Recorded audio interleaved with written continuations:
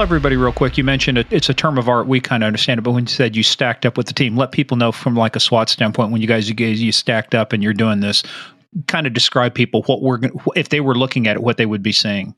So you got a line of guys, obviously in tactical gear, picking up areas of responsibilities, literally in a line. Sometimes another line next to it, so we call it double stack, depending on the configuration.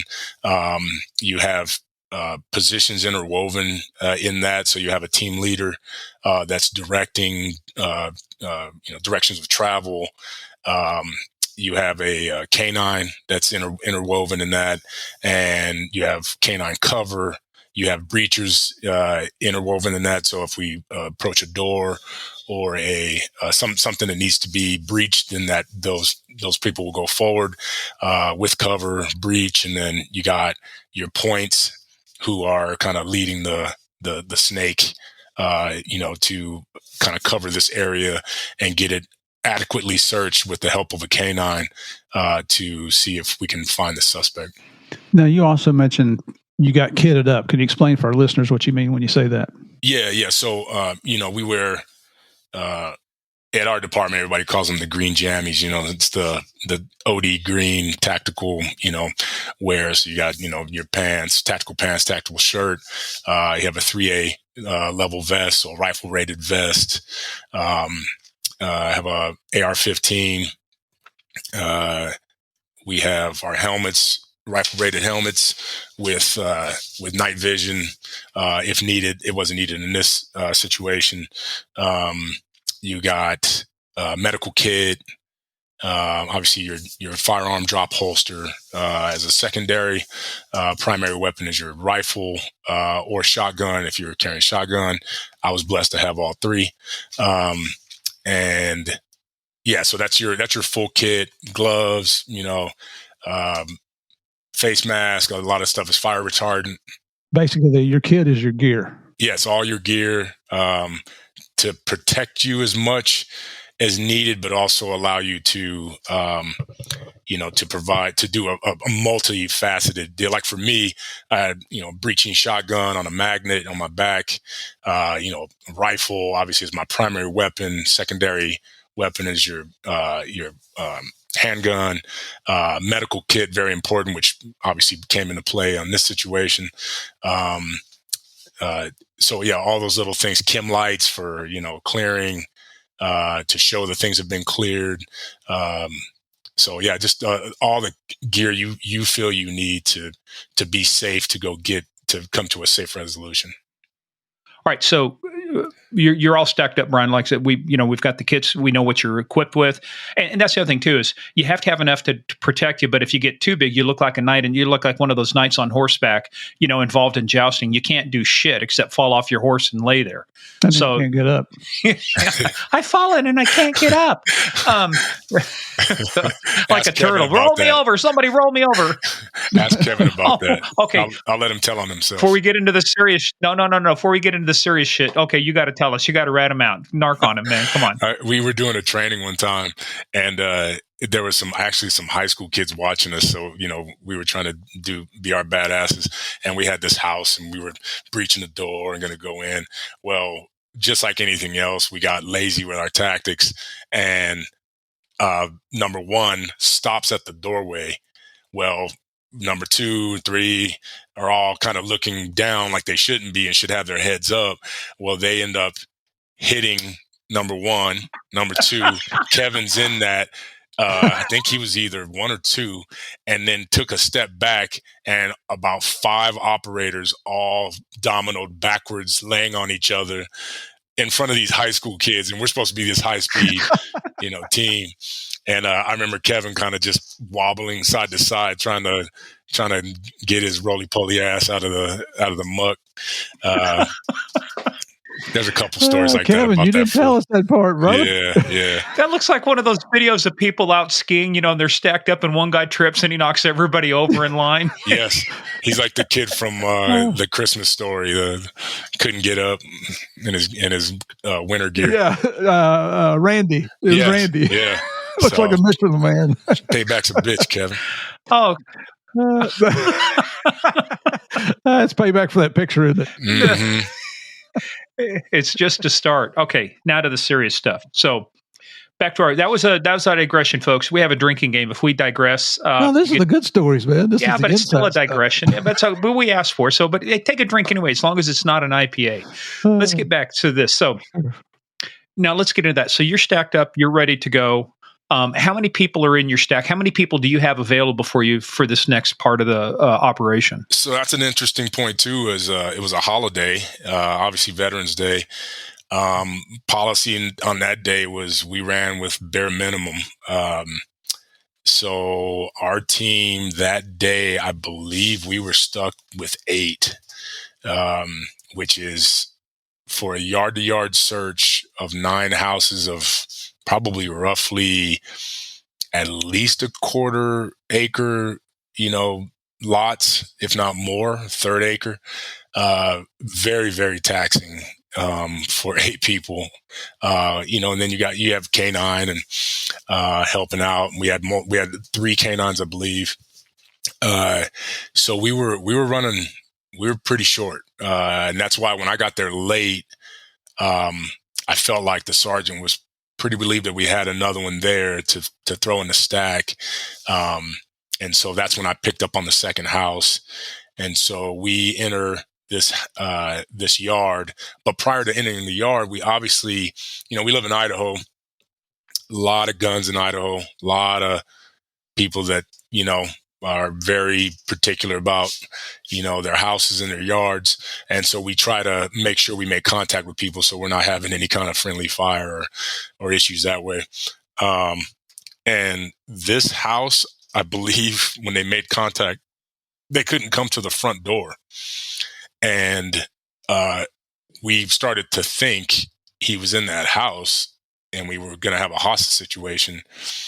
I guess coming to find out, they kind of had a little bit of a hoarder situation, and there was no way to get to the front door.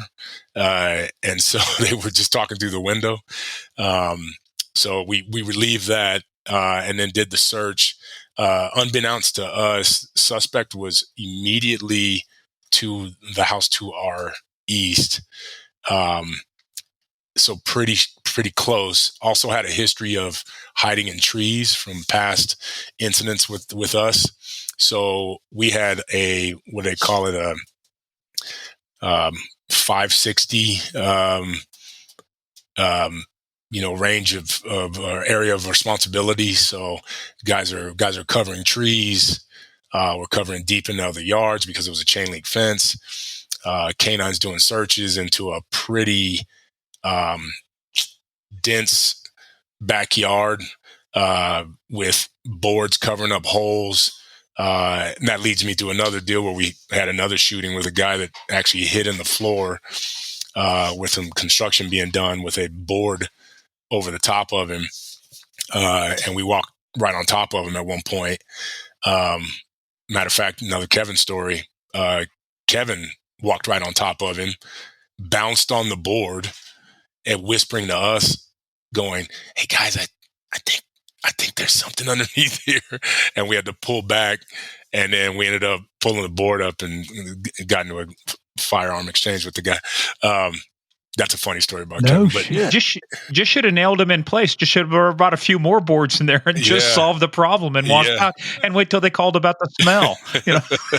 Wow. It would have took away the fun of Kevin bouncing on it like a trampoline, letting us know that he believes something was amiss there. So it's a wonder he didn't get shot through the board. Yeah, the guy unfortunately mistaked a firefight that can be done with I think it was a soldering gun. So that got him shot pretty well.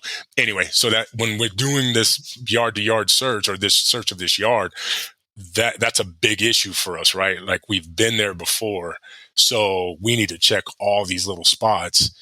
So you got guys pulling up boards, putting guns in holes, checking trees, deeper in other yards. So now we're being seen from other yards because it's chain link, dense foliage, canines getting, getting tired.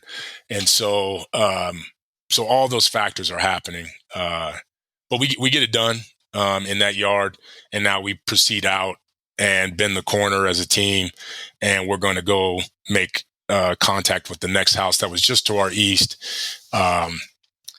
And that's kind of where everything jumped off. Well, let's talk about it. So, right before shit goes south, as they say, before it all goes going south, what was the activity going on? Where were you at? Where was Kevin at? How was the team? How was the team deployed? So, team configuration was Kevin was up front as point with Chris Davis was up at point. Both long-term members on the team. We had the team leader, Denny Carter, who's one of our great friends and just a fabulous team leader, along with the team sergeant, sniper sergeant at the time. They were holding up the back. I was mid-stack, and we had basically had a plan where, to kind of give you a mental picture of, there's a car in front of us, a driveway, an extended left side of the driveway, very small, maybe 6 feet wide. Two of the large outdoor trash cans that covered up what appeared to be access to the backyard. So a gate that would go into the backyard. Upon looking at the trash cans, visually inspecting it from all of us, it appeared that those needed to be moved, that there would be nothing there. And our initial jump off would be the opening of that gate, let that breathe. All right. Meaning let's open it, let's see what happens. And then let's search behind the dog. Dog would go forward and hopefully get a scent, or we'd rule it all out. That was the hasty plan in regard to that. And when I say hasty, I mean, we looked at it, we assessed it. This is what we're going to do. Let's go forward, without sitting there forever and trying to figure it out. And again, we had patrol perimeter up, pretty, real good perimeter, locked in pretty good. So myself and an operator on our team, good friend, Luis Gutierrez, he starts to go up to the door to notify the people at the house. I see that he has no cover to his right side. Knowing that this guy had access to the backyard, behind the house, he could be inside the house, all over the house. I wanted to make sure his oblique was covered to the right. So I start to go towards him to cover him as he's going to make contact at the door. I get asked what number or what location we are at, house location, house numbers. And as I turn around to give them that information, shots ring out. I hear multiple gunshots. As I turn around, I'm about, I'd say about 10 feet from Kevin, who's on the ground, appears to be taking shots at that time. And to the right of him, by the big trash can, Chris Davis is shooting into the trash can and hopping on one leg. I could see he's been injured.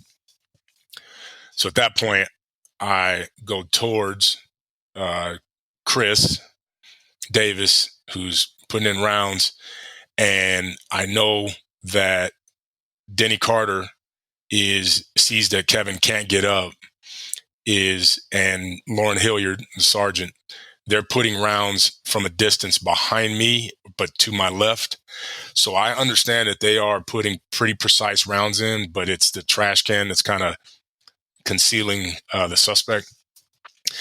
So, and I know I got to get to Kevin and to Chris. So I get up to Chris and feel bullets coming from behind me towards the suspect, tap Chris, and Chris understands he peels out. I take his place. I see suspect fall towards the left, gun in hand, and I put a couple in his head to stop stop the threat. Effective rounds were coming from behind. I thought I was going to put myself in a point where I was going to get hit, but I had to get Chris out of there and replace him. But again, testament to the shooting of Denny Carter and Lauren Hilliard. Very precise shooting. I knew kind of the threshold where I could be, that 1 meter rule that we have, that, not to get, there were a lot of rules that we kind of compromised in that situation, but we had to in order to get Kevin to safety and Chris to safety. But I got it to a point where I was comfortable enough, engaged, ended that. And then we, at that point, began to get off the X, meaning, where everything was happening, and start our medical. Let's talk about that medical part too, because like you said, one of the things we've talked about too, I mean, I carry 2 kits in my car everywhere I go. I've got a shooting kit and I've got a regular trauma kit, because you never know what you're going to run up on. But the thing about it, you got to train with it. So I've got tourniquets in there.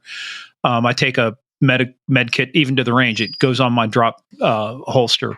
I've got it on the other side. I've always got a med kit there. And I don't think people realize how important it is, but this day it was important. So tell us about the importance of the med kit and the first things that you did with Kevin.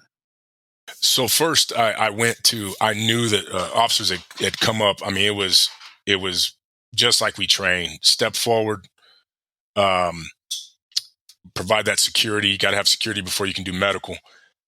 Drag Kevin to a safe spot off the X. Got Chris. Once I took care of business, went to Chris, went to assess him. He was doing a self-assessment, was doing a good job at self-assessing, didn't want to give up his weapons, knew that it was an injury he could tolerate, which was in his hip, buttocks area. He took around. And at that point, I knew, all right, I needed to get to go assist with Kevin. Another operator came up, got Chris, and now we're trying to figure out an evac plan, how that's going to happen. I go over towards Kevin, and Denny Carter is our team leader, is in the middle of it. That dude is a medical. I mean, as far as I'm concerned, he could be medical personnel for as much as he knows, but he's calling for a tourniquet. I pull my tourniquet out, give it to somebody, and that person kind of manipulates it where it took longer to utilize. Again, nothing meaningful. Didn't mean to do it. Just that it in the seconds and the time that we had, that we knew that Kevin was his stomach's becoming distended. He's internally bleeding. We didn't have time, to do these things. So I get that over. Denny applies a tourniquet to his left leg, and his lower from the knee down is just exploded. Like it's hanging on by a string. I even instructed people, don't touch it, because I just worried that it would just pop right off. So I'm at his head, and we're applying some other, there were some scissors we're using. Our tactical medical team is there. They're taking over the scene. And so now my job at that point becomes the extraction, getting him, Kevin, very large guy, in uniform, into whatever we're going to get him into, whether it's an ambulance or the Bearcat armored vehicle. Denny Carter comes up with take that back. Denny Carter had an emergency evac plan with the Bearcat armored vehicle. But our tactical medical team, one of the team leader at that for that situation was Annalise Lane at the time. She made a tactical decision, said, we're taking him, we're using the Bearcat. And so now that's getting backed up into the driveway.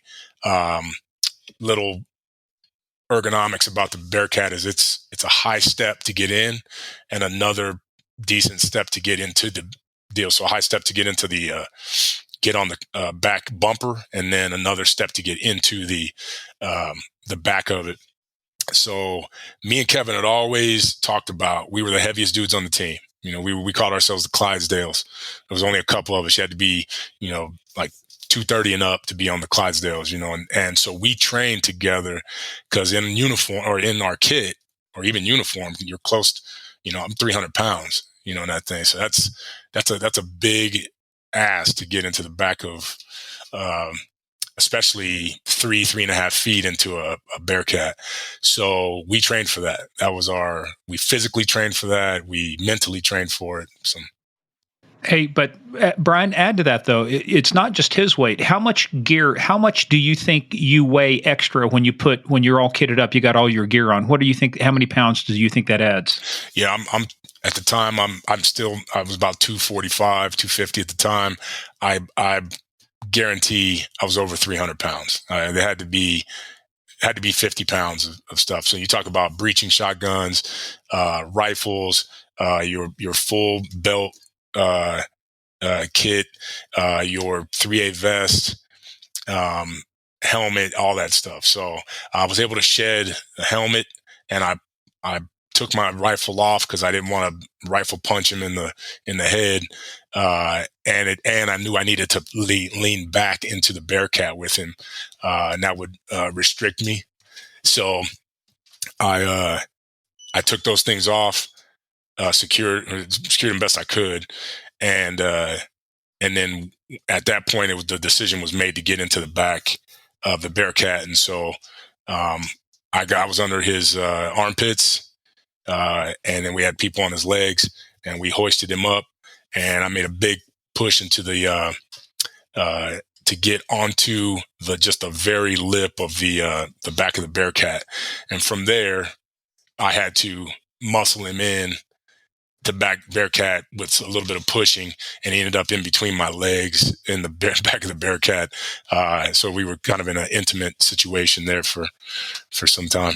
Well, you found once you got in the Bearcat, you found an odd place to sit down to start with, didn't you? Yeah. Well, you mean where he ended up with me? No, were you sitting on Chris's leg? Oh, yes, I forgot about Yeah, so Chris was already in the Bearcat with his butt shot off, and I ended up, when I pulled one last pull to get Kevin as far in as we could, I hear a ouch, and I ended up sitting right on Chris's wounded leg, hip area. And I said, sorry, we had this weird exchange in the Bearcat of, I didn't mean to, and sorry, I got Kevin here with his leg falling off. No. That's not what was said. No, that's not what was said. You got to use your voice, and you got to go, my bad. No, that's a little bit farther on. That's the farther on. Okay. Yeah. Me and Chris had an exchange. We had an argument. It was our second argument, as a matter of fact, because he got pissed at me for wanting to take his rifle from him when he got shot because he was self-assessing, and I got mad at him, and I was like, well, fuck you then. I'm going to go this way and go do this. I mean, it was all, he was doing the right thing. I was trying to be attentive to him. He was standing on his own. And then we had a second argument with me pulling Kevin in and then falling on his injury again. And now he gets mad at me again, and I get mad at him again. And it's just chaos. The entire thing was chaos. You know what? That's exactly the right word to use for those kind of situations, because we're, and our listeners, don't get the wrong idea here. We're laughing about it because that's how you deal with this type of stress, and especially when it's friends that are being wounded like this. And the laughter just helps you to deal with it. But the stress is palpable. It's a wonder that people don't get punched out during that time, because it's just, everything is now. We got to get going, get your ass out of the way. Let's go. Yeah. It when you look back on it, it was just funny, these weird little, in the midst of two of our guys shot, Jardo, our canine, shot, unbeknownst to me at the time. And we're having this simple little argument about where I feel like it was my girls, when we go on a trip, who's going to sit in the middle, who's going to sit behind the driver, who they fight about it every single time. And I felt like we were in that in the Bearcat, like, no, you're too close. You're too close. Just a little moment in time where it's like, surreal, I guess. And then everything starts popping again. TAC-Med's in there. They're trying to get their, IVs and oxygen and everything going on Kevin. And he's in between my legs like I'm giving birth to him. And, I'm just sitting there rubbing his hair, trying to be useful. Yeah. Yeah, but you're right. They got to get fluids on him. They got to try to get the volume up from the blood loss. Because he's bleeding out, like you say. He's bleeding out. But the decisions you made, though, it's like the use of the tourniquets. You guys, the fortunate thing, too, is you had 2 tactical meds there, paramedics, but you made the decision not to wait for the ambulance. Who made that final call? Was that somebody like you, or did you guys realize we just don't have time? We got to get into the ambulance or into the Bearcat and not wait for an ambulance. Yeah, that was the expertise of our TAC-Med personnel, and Annalise Lane. Man, I tell you what, it's tough as they come. I'd let her run on our team in a heartbeat. I mean, can probably do more pull-ups than most of the team as it is, and she's just a gangster when it came to that. And her medical experience, along with her partner Casey Lane at the time, they did some great evaluation that Kevin wasn't doing well, and Kevin was bleeding inside, internally bleeding heavily, and it was no time to wait for an ambulance or anything. It was time to go. It put everything that we had been training for so long. I remember being on the team, right when I first got on, knowing that I was always one of the heavier guys, bigger guys, and I just wanted to. I always wanted to work with TAC-Med on how would it be getting me out of here? Like what's the prognosis, man? 300 pounds in uniform, in gear. I mean, what I want to train that. As much as I don't want to go through it, I damn sure want to train it, because I want to make sure that my big ass can get into these things and get the medical treatment I need. And so that became a priority for me and for a lot of the guys on the team, because we really cherished having our tactical medical personnel around and the training they gave us on the medical side to be able to chip in and help and do what's needed for ourselves in combat and for our partners in combat. So I just knew that she made and she took charge, and then it allowed me to advocate for her, because there was a lot of people that wanted to help: fire personnel, other outside ambulance personnel. We had command staff that were there that permeated our scene, and it shouldn't have happened. They did it out of love and wanted to help, but that should have been a closed scene so that TAC-Med and SOU could work together to get Chris and Kevin, the appropriate medical attention they needed without too many hands reaching in. And at one point we had to do that. I had to say something. Annalise says something, direct, to shut it down so that she could do what she needed to do. And a decision was made, let's get him to the hospital. And luckily we were, a mile and a half from the hospital. Talk about the ride in the Bearcat, because the Bearcat is not known for being a race speed demon, nor is it a comfortable ride. So what was it like? What was it like driving that thing, or riding in it, but somebody, putting pedal to the metal and getting to that hospital? If you've ever, that thing is extremely heavy and does not brake well.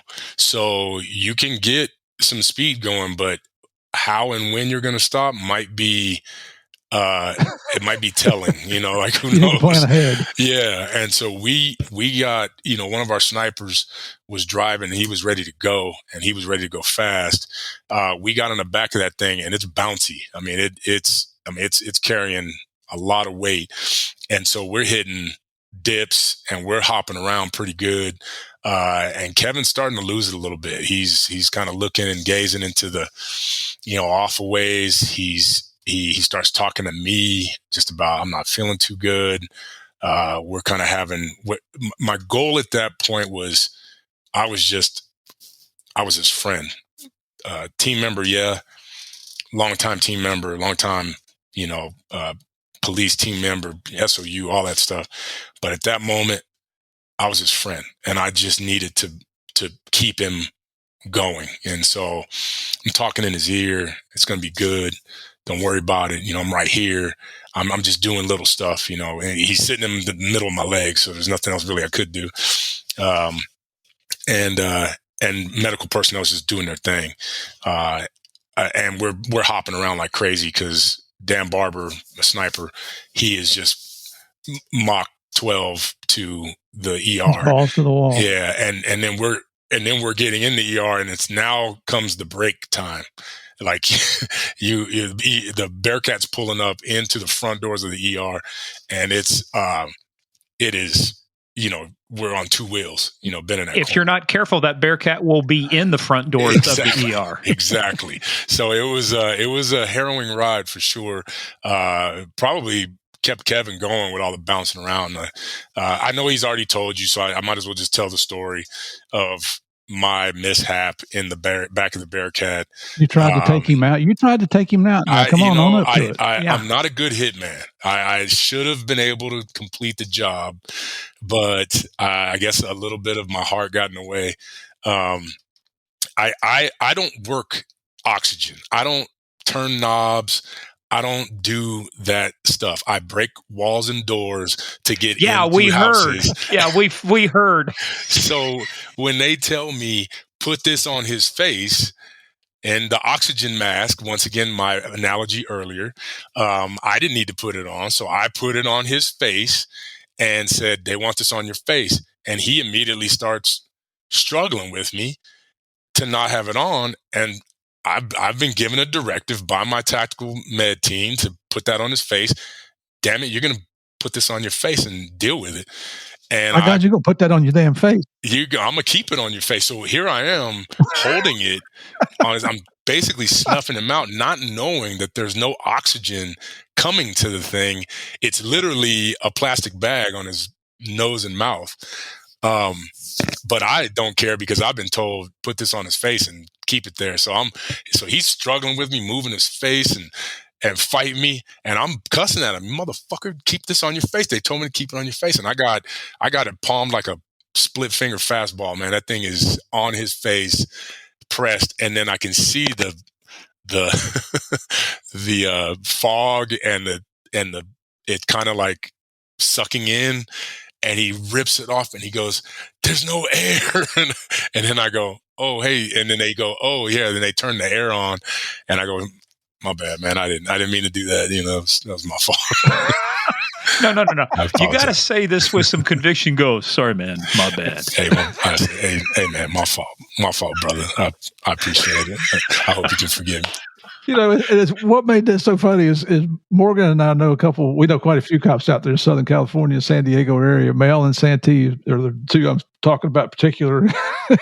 When something like that happens, that's exactly what they say. Oh, sorry, dude. My bad. Well, that's all I could do. I didn't know. I was given a task and I was going to see that shit through. I was going to save his life or kill him. Who knows? Well, now that we've got the oxygen figured out, Dr. Holland. Yeah. Oh, man. I like that. Sorry, man. My Never bad. give a breacher. That's what made the whole thing funny. Never give a breacher technical shit. If it doesn't go boom or bang, it's not for me. So, Nope. Oh, right. Well, there's always a little levity because you have to have a sense of humor at some point about this. But it's like, it's obviously some serious shit. Yeah. But let's talk about, because Kevin at this point is kind of out of it. Like I said, even with that on there, but you get into the hospital. What do you see next? What's your role next? You guys, they wheel up to the hospital. You got Chris, you got Kevin. What happens? Yeah, that was the weird one too. It's a trauma hospital. It's one of the only ones in the region here, and I gotta say, it had to be a huge shock for medical personnel at the ER to know that we had 2 shot officers coming into the ER. So when the doors fling open, I equate it almost, and again, nothing bad here. I just equate it to people were so wanting to help. It was like the night of the living dead. Like there were medical personnel reaching their hands in and like just ready to get him and get to work. But I was so worried about his leg that I yelled like, watch his leg, leave his leg alone, and went off about that because I just knew that thing was not stable. It had a hole blown through it. It looked like a bomb went off in his calf. And yeah, because Kevin talked about, he said he was able to see the bottom of his foot, and that's kind of a weird feeling to have, where you can see the bottom of your, boot look there. all the way through it, and again, it was just dangling, and so I yelled about that. Don't touch that. Annalise, again, Tactical Med TL, did an awesome job and told everybody to shut the fuck up and took command to get a clean exit out of the Bearcat. It almost was a calming effect. Shut up, stay driven. And so they were able to do that, and was able to get him lifted out on a gurney. And then all I could think was, I'm going with, it's like a brother to me. I'm going in. So went into the trauma room, and Chris was in there. And then it started to hit me, where he's at, where, I could see Chris. I feel what Chris is doing, handling his business. And Kevin's just in a bad way. And he's not conscious at this time. Now I can look over. I think he's about out. And now they want everybody out. And I'm like, nah, I'm going to stay here. And I got lieutenants and, SOU sergeant, and kind of bigwigs coming to me going, just coaxing me out. And I lost it at that point. I was worried. Didn't want to leave. Didn't want that to be it. My last time kind of talking to him. And so I was a little indignant about leaving. But cooler head prevailed, and, they needed to do their work. They didn't need me sitting there, crying and carrying on and do whatever. So I ended up got pulled out, and had some close friends there. My wife, she did an awesome job. For whatever reason, when I called her that there was a shooting, she was able to answer. She just had a sense of what was happening. She was able to answer her phone on the bike at a stoplight, pulled over, and then went to action at that point. Obviously, she was very concerned about me. I had to make sure she knew I was good. But we were very close to, Kevin's situation at the time. And so she went into action to make sure that, his loved ones knew what was happening, and got that piece started. Who broke the news to his daughters? I believe it was his girlfriend at the time, and with the help of his mother and his father. So, and then that became just there's a lot of moving pieces. His life was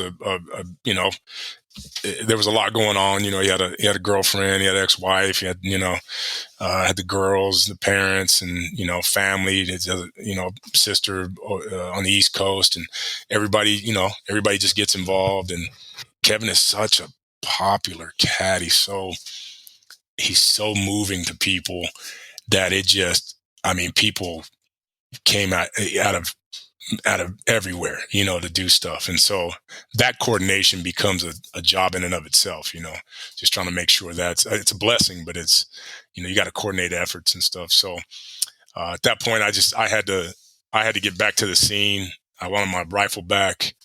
And so I got escorted back to the scene. And then from there, you go through protocols, you get escorted to, offsite and representation, and they take all the pictures of you and, get your initial stuff. So I was the last one to show up at the hospital while he was getting his initial surgeries. How quickly do they go into the investigative part to where you're getting interviewed and they're doing the OIS, the officer involved shooting, your protocol, your investigation? Who handles that? Does the state police come in? Is it the sheriff's office, or do you guys do your own investigations? That was a partner. So we have it's called a critical incident task force that's made up of surrounding agencies all work together. So obviously, if it's a Boise shooting, they don't want Boise investigators doing that investigation just to, make sure there's no, issues with. Well, for public trust. Yeah. You want people to trust the investigation. Yeah. Exactly. So a partner agency, Garden City, did the investigation. Initially, it's not much. They let you get your, I have an escort who's close to me that, that helps with, making sure things go the way they're supposed to go. They got to gather all the evidence. So all my clothing, all my firearms, all my gear is gathered by them. And then I get, some Walmart sweats to wear or whatever. And then they take pictures of you, they drug test you, immediately. Initial statement, with an attorney there. And that's pretty bland, just kind of an overview of your actions, with the advice of an attorney, obviously at that point. And that's it. And then later on, you will do a more in-depth interview, again, with representation, to kind of tie up the investigation as a whole.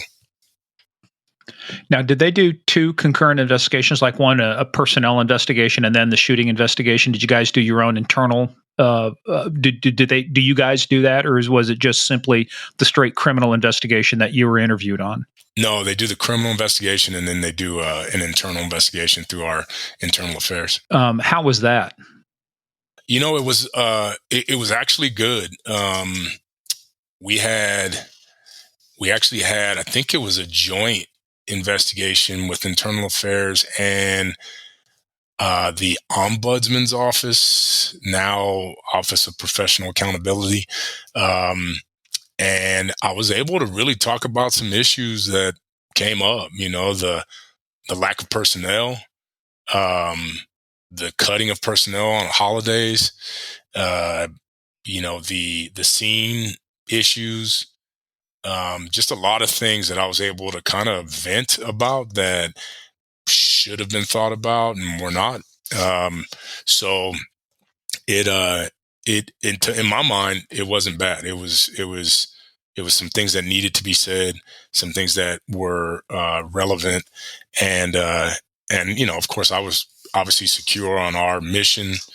I was extremely secure on our team leadership and the hasty plans that were made, both for apprehension and for medical, and so yeah, it wasn't bad at all. Just the time, it just really took a lot of time for them to come to any conclusion. And I still don't know to this day why it took so long for things. When you say it took long, how long was that? Oh gosh, years before our internal investigation said anything to me. What? No. Whoa! Roll back. Years? I mean, this is like the easiest thing to figure. Fucking bad guy shooting at everybody, shoots the dog, shoots Jardo, shoots Kevin, shoots Chris, is already shot 3 other people, like you say. He's going bang, bang, bang, and you fire back. I mean, it's not that fucking hard. No, I know. And you would think the criminal investigation was done timely. The internal investigation, whether it was done or not, I don't know. All I know is there was no communication with me, with Denny Carter, with Kevin, with anybody. It took a long time to hear anything in regards to that. And I still don't know to this day why. I mean, what took so long in regards to their timeliness issue. I don't know. Again, I think it was the current administration that had their issues, whether it be with the team or with planning or whatever it may be. But I tell you what, we did. Our team leadership did an excellent job on that day. Yeah, but I'm going to push back on something you said. You said it was a hasty plan. I don't think it was a hasty plan. It was a tactical plan. There's a difference between just throwing shit against the wall and see what sticks, but knowing what your skills and abilities are, know what the lay of the land is, and utilizing that in an ever evolving environment. I mean, you didn't. This wasn't like something you had. You weren't serving a warrant where you had 24 hours to plan a raid and get all this stuff done. You got somebody who's who's a bad guy with a gun. So for me, that's I don't want to say it's hasty, because I don't really think it's hasty. I think what you did is you put together a tactical plan based upon the environment you're in. But one thing folks need to know, our players out there, this is the thing too I was involved in too, where you had shootings or other stuff. You've got a criminal investigation on one hand, you've got an internal investigation on the other, and they don't share. There's supposed to be a firewall between the two. You don't share information because you were compelled. I mean, a lot of times they'll compel you to talk. You don't have a choice. You have to talk. It's not like there are in a criminal investigation, you get advised of your rights, or they have to do certain things. But in an internal investigation, you have to talk to the folks. And if you don't talk, that can be grounds for dismissal or suspension or some type of punishment. Yeah. And that's and what they implemented in DEA. This was, I've been retired for 10 years, but what we did in DEA was at a shooting, the shooters were taken off site immediately. And so when I was an assistant special agent in charge in Atlanta, I was the director of the strike force there, had only been back in town for a few months from Washington. And one of my groups goes out and I get the 5:30 a.m. call. Hey, boss, we had to take one down. So you go out there now, and our guys knew the system already. So the group supervisor had taken the 4 shooters a couple miles away to a shopping center parking lot. And so the district attorney's investigators, they roll in, and fortunately, I was very good friends with the district attorney there. We had a very good working relationship, but his investigators, not so much. And so when they see me come in and I get identified as the guy in charge for DEA, they come up and start hounding me. We want access to your shooters now. The guys that shot this guy, like, it's not a problem, but you're not going to get them right now. That's our policy. And what we do is we take them off site so they have time to collect their thoughts. If they want to call family, that's what they do. You don't want them making statements in front of other people, contemporaneous statements that, hell, if there's somebody from the media there, they're going to record that and try to use it against us to make us look bad. And so that finally the district attorney, they come walking up there like, hey, Murphy, hey, Mr. Murphy, the district attorney's on here. He wants you on the phone now, like he's going to tear me up. And I got on the phone and I said, good morning, Danny. How you doing? And the investigator's like, oh, shit, he knows him.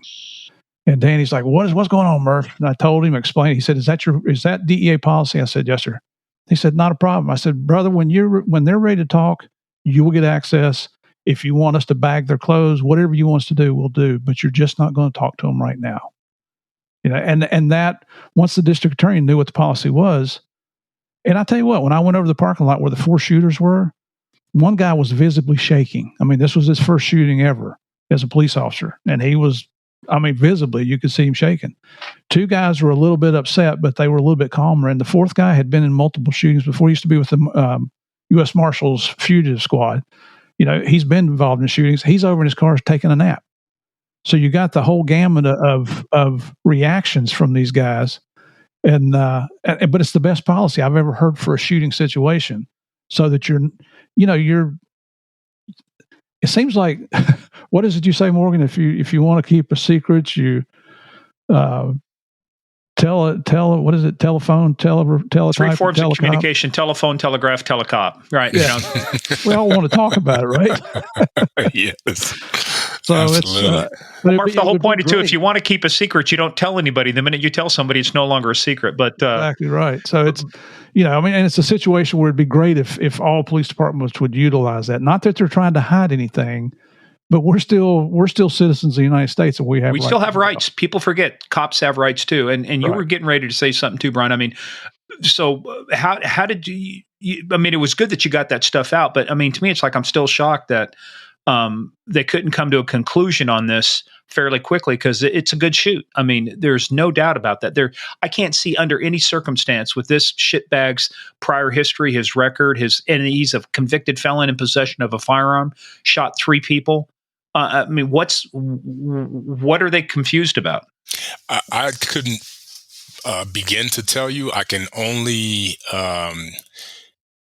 put a hypothesis to that. The issue came with, and let me go back real quick. You're right on the hasty plan. It was a tactical plan. In tactics, you put you put names to plans, and our team leader came up with our sergeant, came up with what we call a hasty tactical plan, so that this guy couldn't move around as much based on the perimeter we had set and the amount of land we had to cover. So it's immediate. This is the mission, or this is what we have. This is the situation. This is our mission, what we need to do. All right, how are we going to enact that mission? How are we going to get that done? All right, you're here. Kevin, you're lead. Chris, you're number 2. You guys are going forward. You're breacher. You're our primary canine. And that's the hasty part of it, is we're picking personnel based on what's in attributes we have at that time.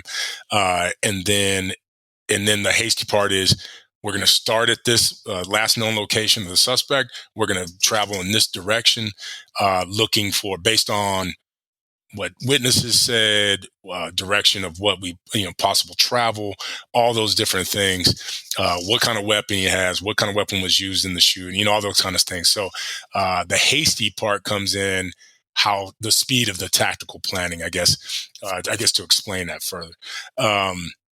But I can't begin to tell you, except the hypothesis that administration at the time, Chief Down, they were adverse to certain people on our team in leadership positions. And I think that there was in my mind, this is my personal opinion, I think there was a little bit of a witch hunt in regards to, and it's unfortunate that it was under the guise of Kevin's and Chris's and Jardo's, being injured, of what I just explained, the planning stage of this operation. There were no drones available. And if there were, they weren't made available to us. We don't have the luxury of what we call a ghetto bird, a helicopter, that can look and see people from high. We're relying on an actual physical search of every nook and cranny of 9 backyards and the outbuildings and areas around. Worst search you can do. As Tommy Lee Jones said in the movie U.S. Marshals, it's a hard target search, and you got to put a perimeter and work your way in. But let's kind of fast forward. Well, not fast forward, but let's talk about, you're back at the scene. You're getting all of this stuff done. I have a question for you, though, because this is something I went through with an officer I was involved in a shooting with. He was the one that actually fired the shots. But one of the smart things they did, I really appreciate what the department did. They had to take his weapon, but they immediately gave him a replacement weapon that he could put back in his holster. Right. Because you don't want to feel naked. Murph, you and I have talked about this before too. How did they treat you with that? Because they got to take your rifle. Did they take your sidearm? What things did they relieve you of, and what did you get back in return? Yeah, they took all my weapons, but they gave me that back in return. So I had a replacement immediately for both. I was given my sidearm back eventually. My rifle I never got back. All right, take it back. I got it back, and then I think we changed some weapons, but there was not a big, that was a little bit of a timeliness issue too, getting that back, especially the rifle, because obviously that's what I used to shoot him with. But yeah, they do a good job with that. They immediately replace that. They want you back. They want to make you whole, both mentally, physically, and, as an employee. That's our job. That's a big part of our job. So they made that right. They do the follow-up investigation, pretty good. There's sympathy for what happened, but there's business to be conducted. So I've been through it a couple times. I wasn't a big issue for me. And then it was timely enough that they took me, they got me taken care of, and I changed out, and I was at the hospital and waiting to, get word on on all our guys that were down. So that worked, and then came the mental health part. Then came the issue with, now we need to make sure, what's your time frame to get back to work, and how are you getting back to work? Checking your 6, aren't you, man? That's a bad feeling. You have your back to everything that's going on. You got to turn around and say, what the hell's going on? Yeah, well, my dog came shooting down the stairs you can hear him drinking right now. Apparently, he's getting a drink of water. Yeah, he's a big cane corso, and he came shooting down the stairs, which he shouldn't have. And the responsible party's behind me, who I was giving a death stare to. Oh, easy now. Yeah. Oh, that's okay. This is a family-friendly show. We get everybody involved. And right. I see the dog just walking off going, yeah, I got my water. Yeah. Not only the water that he drank, the water that he takes with him on the ground all the way to the door, because his jowls. It dribbles, yeah. Oh, my God. Because I'm a dog. What he's saying is, you think you're in charge, don't you, Dad? Yeah, that's exactly my cats right. are in charge, too. He runs the joint. Yeah. Yep. But now, how long were you? So the other thing they do too is they suspend you, but with pay, right? I mean, you're placed on paid leave until the criminal investigation is done, right? Yes. You're actually, and that's kind of gotten stretched with our last chief, but you're put on paid leave administrative leave pending. And that's usually anywhere from 3. It can be longer than that, but the standard is a week of work, basically. So 4 days. If you need to take additional time, you say, I need to take additional time. And they accommodate, appropriately. So that works out good. In that time, you're setting up and scheduling time to speak with a professional. And that's required. And then how many times after that is up to you, but you're required to do at least the initial and maybe a follow-up, I think. And then from there, you're afforded whatever you need. What are they evaluating for? You go in and talk to the professional. This is a little bit different than your MMPI thing, and discussing when you got on the PD. So, what's the gist of the interview this time? What are they looking for? Effectiveness. How did it affect you? You got so many factors in this one, where you have close friends, close team members, and friends who were shot. You observe that a canine who was, a canine was like one of our team members, one of the best dogs to work with, gets shot, lives, thinks you're coming back, and then dies. I mean, so you got that factor. Yeah, we covered that with Kevin, and no offense, we don't want to cover that again. That was tough on him, and it was tough on us listening to him talk about that. But we salute Jardo just like we do any other, officer down, man. Absolutely. And so you got you got that side of it. Hold on a second. My dog is at it again. No, this is all fun, man. We're leaving this on. It's like, dude, we know who runs the house, man. Get out of here. Good Lord. And then you got believe it or not, you do have the factor of taking a life, being involved in taking a life. Even as bad of a piece of shit as this guy was, you still plugged bullets into him. So you still have to deal with that. I think people undermine that. I think a lot of people are, especially in our position, it's like we're doing we're doing the Lord's work, and we're taking down a bad guy. That's not going to work, man. Now he wants to eat right now. He's going to drink it dry. He'll drink it dry in a minute. Yeah, but you were right. You were talking about that. You're right. You're doing the Lord's work. If this guy was going to shoot cops, he was going to shoot more innocent civilians if he got away. There's no doubt in my mind. And you have to have that conviction. I mean, do you think? And I know I'm not directing this question directly at you, but does anybody out there think that before this guy shot at you guys, he looked to see what was behind you in case he missed? What are his rounds that miss you guys? Is it going to hit an innocent person? Never entered his mind. Not even close. And I mean, that's him being a gang member too, right? There's not precision in mayhem. It's usually pray and pray. It's whoever gets it, and that's just in their way of looking at so-called war, innocence doesn't matter. Everybody's getting it just to show what kind of gangster you are. And that was his take. So, but you still have to have a conviction for pulling the trigger, a conviction for where your rounds are landing, a conviction for stopping a threat. You got to have all those things in place and know your threshold prior to what you're comfortable with and what's within the law. Obviously, that's all got to be in your makeup. And those things, in my mind, you should talk about them. You should say, yeah, this is what I felt. This is what I did. Did they coincide? Those are all factors we need to be looking at on ourselves. I'm going to have you stop there for a second, Brian, and I'm going to ask you, from the minute you heard the shots until the minute you engaged and stopped the threat, I mean, you basically, put 2 rounds into this guy, stopped it. How many seconds do you think elapsed from first shot until this dude's down? Oh, if I look back on it, obviously it slowed down for me, but I would say 4 seconds, 5 seconds, like at the most. I'm hearing 5 shots go off. I'm going towards, I shoot, or I move Chris. And then I had to hesitate, a pause to know that bullets are coming right off my arm. I can feel kind of the air.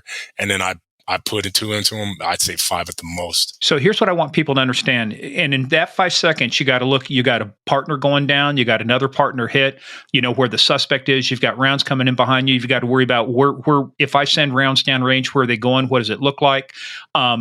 Is this still an ongoing threat? Where is the threat? Do I have a good sight picture on him? Is there anything else I might have engaged? Am I within the law? You got 5 seconds to think about all of that. Yet everybody has months and years to dissect everything you had to think about in 5 seconds. I challenge anybody out there who thinks they're a fucking expert on police shootings to go through the same, even a simulation, and make all of these decisions in the amount of time you had, and say and find out how they do. And you know what? When they take civilians through it, the ones that think they're experts, you know what they do?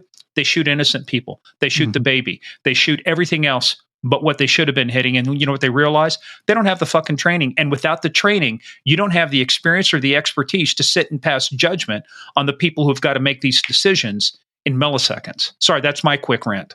No, you're right. I appreciate it big time. It's and it's it's funny. I think you're the first person, probably besides the investigators, and I'm trying to remember if they even asked me what time elapsed during that, because I always look back on it as a very slow, like boom, first shot, boom, second shot, I'm turning around, boom, shot goes off, boom, I'm seeing Kevin on the ground, boom, I see Chris shooting, I'm going towards and advancing, boom, I can hear shots behind me, boom, I see suspect. I mean, it's like, it's just that methodical that that's how it felt when it happened. But when I really put it, or when I see a news clip that actually shows the shooting happening, or at least the audible part of it, it's rapid fire. It's very quick. So it's interesting to look at it like that. Well, and afterwards, you replay it thousands of times in your mind. And that's. I think that's probably a personal defense mechanism to help your brain, your psyche, to understand what you went through and justify in your mind that I did everything right. I did everything I was supposed to do. There's nothing I could have done different that would have been any better. I know when Kevin got shot, I mean, it's been years since I had dreams, but he was shot in 89 and I had dreams. I retired in 13 and I had dreams close to the end of retirement.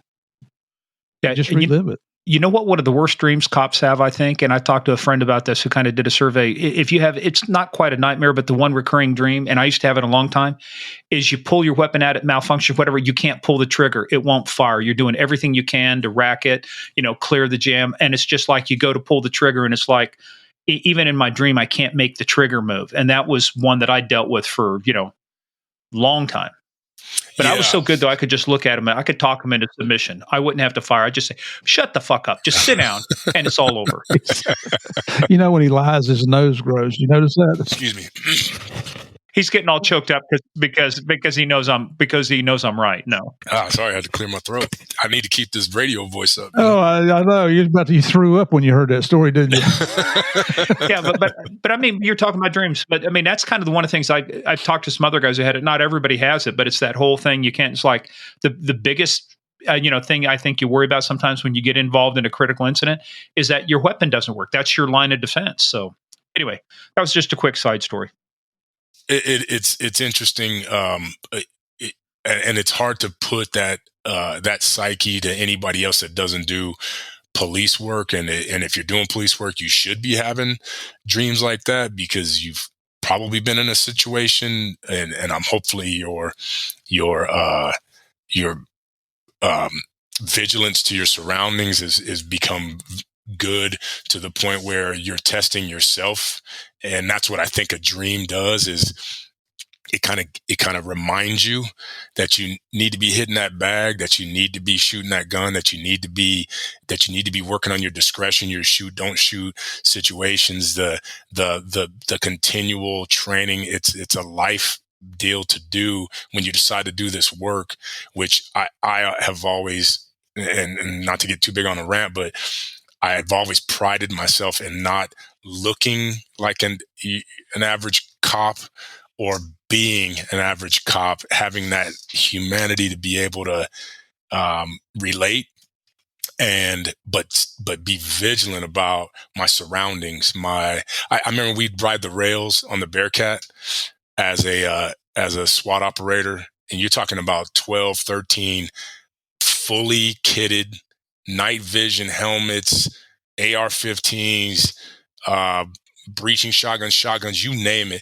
We're all hanging off the side of a heavily armored vehicle, and we pull up to a red light because we're just moseying back to the shop, and there'll be a person next to us in a vehicle and would not even glance over, not knowing that 13 heavily armed men on a armored vehicle are standing and stationary next to them.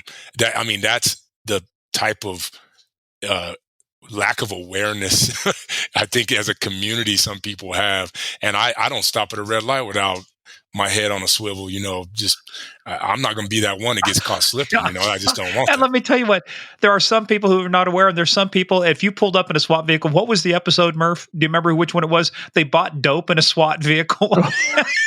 That was a recent one. Yeah. No shit, man. They were like, hey, you can't do that. Yeah, I can. So they pulled up in a SWAT vehicle and they bought dope. The guy goes, yeah, okay. And he still sells some dope. I'm telling you, it's the way of the world. No, I can't think of who that was. That was before that. That wasn't Ken. I don't think it was, but yeah, but it was it was like, oh gosh, what was the episode? It was either Michael Hearns, I thought, the one from the detective. From down South Florida. Yeah. I can't remember now. No, maybe it was Adam Bailey. I remember anyway, but it was hilarious because, we had nothing else to do. So let's try this. So they bought dope in a SWAT vehicle, but talk about being aware of your surroundings. And this guy was aware of his surroundings. He just wasn't aware of the consequences. He wanted to make that money. Money's that's the low hanging fruit we go after sometimes. Well, exactly. Hey, Brian, so let's kind of bring this full circle because, in the end, obviously, at least from a criminal standpoint, you guys are cleared. Everybody's cleared. But Kevin, Chris, he does okay, right? He takes a round in the ass. Now, does he show you his scar? Does he like to bend over like Forrest Gump and say, "Here's where I was shot"? Does he do that at parties or when you're out drinking? No, he hates because I made a meme about him from Training Day when Denzel Washington takes one in the ass and he goes, "Damn it, Jake, motherfucker, you shot me in the ass." And so I use that all the time. For him, he hated that. We even made beer. We made beer that they call it the ass shot beer. If I was Chris, I'd look at you and say, "Man, I got a boo boo in my ass. Would you kiss it, and make it better?" Well, he's about to be a big time boss, so he can make me do that now. Uh-oh. Yeah, but like I said, but you still have to have a sense of humor about this, and even joking about getting shot and stuff. But even Kevin made a joke because I was saying something. He says, "Yeah, but I'm only 3'8" now," and it's like, Yeah. okay, he made the joke, we didn't. It's like, okay, but the rehab part of this, I wanted the other thing we were highly impressed with, and even Murph and I were talking about this, recording our Patreon episode today and stuff, is just how stand up you guys were in helping Kevin recover from this, the stuff you did for him. Where did this come from? I mean, you get people to pull together, but it just wasn't you guys. It was the community. I mean, this is the one time where you had a bunch of people coming in, just like you're talking about at the ER, the attack of the zombies. But now everybody's coming together. Where did that come from? Is that just something the way Idahoans are, or is that Boise? Where did this come from for everybody to come together and help Kevin out like they did? Yeah, I think it's Idaho as a whole, and Boise's kind of just an example of the state as a whole. But I think, unfortunately, other states, especially bigger cities, get used to officers getting hurt, and then it just becomes an officer thing. And that's unfortunate. That's tough, because it just becomes, it's like violence in Chicago. You look at it, you go, oh yeah, these many people were killed this weekend. You move on. It's an unfortunate human characteristic that I think Idaho hasn't gotten there. I think they value their police officers. I think they value the type of policing we get. And when an officer, I tell you what, I've never been in a city. I'll just make it Boise, but I think it's probably statewide, where I have to mitigate. And this is no knock. I love it. Like, I have to remind myself every day that this is the city I work in. I have to mitigate how many times I get told thank you for being a police officer. I mean, it's amazing. It is unbelievable the amount, like, people know the sentiment that's nationally out there, and they go opposite. I mean, even drunk people downtown, thank you for what you do. Wow. And you have to get to a point as a police officer that's been around for a while, you don't want to take that for granted, that people are actually doing it and they mean it. They'll stop you. You're like, car's coming at me. I'm writing some notes, and I'm like, who's this car coming out? I'm unsnapping, getting ready to, deal with something. It's an older lady, and she's like, I just want to say thank you for what you do, and we appreciate you so much. And you're like, and to go out of your way to do that, you don't want to get callous to that. In Chicago, somebody does that. You got two cops laying down with their guns out, starting to call for backup. Going to just put the weapon up there, fire rounds, like ambush. But here it's like, we deal with our bad stuff, but man, I tell you what, it just, that plague that LA, Chicago, New York, these big cities, maybe even more medium sized, like the size of Boise, are already dealing with so bad that cops are the only people who will come together when a cop is hurt. But in this state and city as it is now, everybody comes together. Everybody puts out. And God forbid if a dog gets, Jardo just brought the world together. It was amazing. So you never want to be callous to that. You want to be thankful you work in a community like that, and helps you not separate. It's not just a cop thing. It's a community thing. That's a plus. We gave on Kevin's interview, we gave a big shout out to the people of Boise and Idaho, and we'll do the same thing here. You don't know how much that means to the men and women out there that are risking their lives every day. And that it sounds cliche when you say that, because you know what you're getting into when you become a police officer. If you don't need to be in that line of work. But the fact you don't go into it for people to come up and pat you on the back and say thank you, but when they do, I mean, it's almost unheard of. That's what a great reputation for a state to have. Yeah, it's amazing. You still moving back to Palm Springs then, Skippy? I think that's a no. Hell no. No, I don't even have a reason besides I got family there, of course, and I have no desire to be anywhere near that place. Like I said, Kevin makes fun of me for owning a cabin in the woods and wanting to hunt. Never done that, and I just can't submit myself to snow. I just can't do that. I'm a desert boy through and through. Snow is a 4-letter word, man. Yeah. Well, yeah, Absolutely. now that you're down in Florida, you traitorous bastard. He was Damn perfect right. to live 5 minutes from me. Then the son of a bitch moved to Florida and left me up here. But we're still in good Smart. hands. Hey, but I got to ask you, did you finally get rid of that Carhartt jacket, or do you flip the collar up every now and then just to freak people out in the restaurant? I wish that's one of my regrets, is that somewhere that got lost. I wish to this day I still had that jacket. That's one of the best stories I tell, and I would love to still have that jacket, but I'm not a pack rat. Hey, things go away. We don't want to miss the fact too that you were recognized by your own agency. I know Kevin was, and we mentioned that. Got a little recognition there after this is all over, did you? Yeah, I got a little something. I'll be honest, this is a kind of a tough topic for me, because being a part of the SWAT team, I'm not a fan of individual accolades. That includes myself. It's a team effort. Yeah. Obviously, for those that were injured and took rounds, that's the ultimate. So I believe in that, being recognized for standing in the line of a bullet and doing that stuff. For what I did and what other guys did, I believe we should be unnamed, and the team should accept it as a team. That's my thought. I don't shit on the fact that I got a Medal of Honor. I'm deeply humbled by that, or a life-saving award. I'm deeply humbled by that. But I'm as being a part of a team, and I take that so seriously. It's the team that did it. So that's my little caveat to, I'm very humbled and I'm pleased that I've got some recognition, but it never will take the place of the team. And the team should accept that. And there should be an unnamed person who did that. Your actions, and you're not going to like what I'm getting ready to say. Your actions were heroic, as well as those of your team members who stood up to anarchy and chaos that day, stood the line, did the right thing.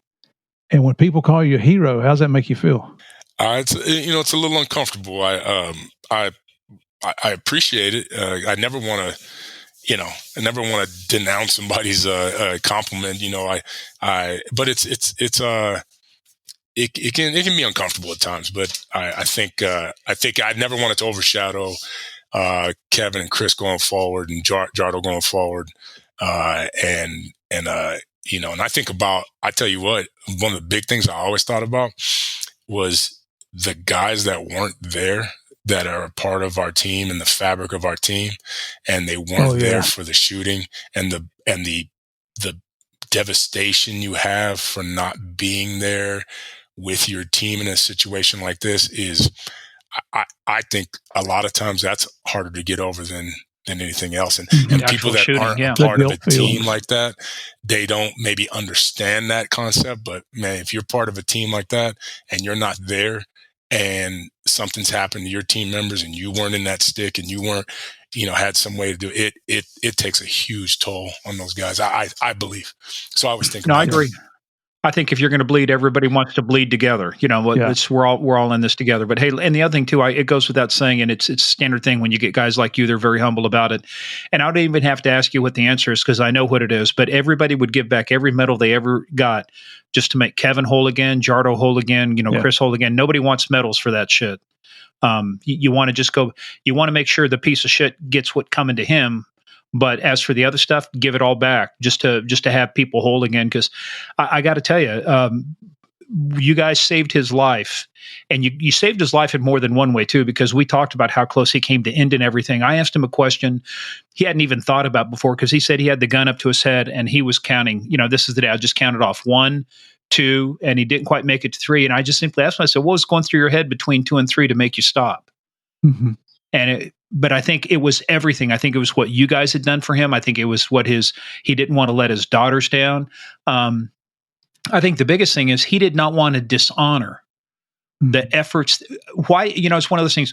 Why did we go through all of this to save your ass just for you to eat your gun? Yeah. And I think at the end of the day, that's what went through. That's what was going through his mind. I think between 2 and 3, because it only takes a little bit of pressure, on those weapons, so it's not that much. So, but you saved his life more than one way. You saved it that day, and I think you've saved it later. And everything you guys have done have saved his life. And I got to tell you, just watching him on camera going through that pain where that bullet still is, the spasms he gets. How he lives with that every day. The only reason he's still alive is because what you guys did, but because of the mental and emotional support you guys in your community have given him. So this is a permanent standing salute that I give you and everybody else there. Absolutely. Thank you. I humbly accept that. Appreciate it. It's Brian, it's a true honor to have Kevin and you both on here. And we put this together very quickly. We appreciate you changing your schedule. Not hastily, but quickly. Us. We didn't do it hastily. We did it quickly. Well, but we had a well drawn up operational plan to do all this. Yeah. But truly, the citizens of Idaho and Boise are unbelievably fortunate to have you and your colleagues out there protecting them, and you guys as well are unbelievably fortunate to have a community that supports you the way they do. So, thanks for coming on Game of Crimes, brother. I told Kevin this and tell you the same thing. Hope to get to meet you in person someday. I love that. I really appreciate the opportunity you guys are giving me to speak, and you guys are doing a great thing, and I support you wholeheartedly. But you got one more thing you got to do, and I'm going to let you do this. Normally, I do the close it out by saying, "Okay, you guys don't go anywhere else. Everybody, stay tuned for the debrief." I'm going to say, "You guys don't go anywhere," and I want you to give me your best voice. And I want you to say, "Everybody else, stay tuned for the debrief." All right. So here we go. Ready? Get your voice ready. Okay. Oh my God! I love it. I love it. Okay, here we go. Ready? Right. Okay. You guys don't go anywhere. Stay tuned for the debrief. Fucking A. I love it. You should be Officer Holtry. Hey, the dispatchers with their pants when he called in. Remember your guy in retirement. Absolutely, man. All right, guys. We're calling it a day. See ya.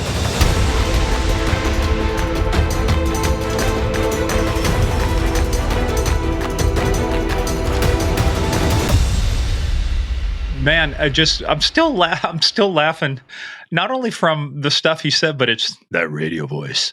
I swear to God, I'm pimping him out. When he retires, I'm pimping him out for a 900 number. I'm going to make a ton of money. Well, you heard me tell him right up front there. And, and Javier and I spoke at the DEA Training Academy here a few weeks ago and met a young man that's about to graduate to become a special agent with the DEA. And he had a voice very much like Brian's. When he comes up, he's got that radio deep voice. And I'm like, dude, you're the doorman. You are now the door. If you yelled freeze, I'd probably pee my pants and fall on the ground. That was Brian. And then getting him to do our outro for us. Yes. So, hey, the other funny thing too, just speaking to that, we told you about how long of a week it was, but I forgot to mention, on the way back, my middle son was in California last week for his job.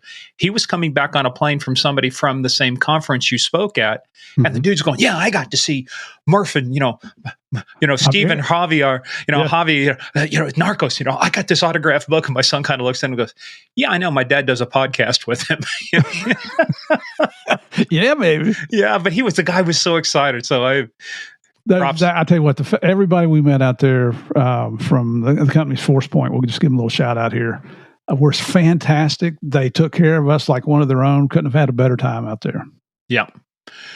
All right, guys. Well, hey, if you enjoyed that, head on over again. Do that Apple and Spotify 5 stars. It's magic. We don't know how it works. All we know is that you put those 5 stars in, things happen in the back. Now it's artificial intelligence probably doing all of the stuff. Going to take over the world, but for now it helps us get those 5 stars. Also, head on over to gameofcrimespodcast.com for more information about the show.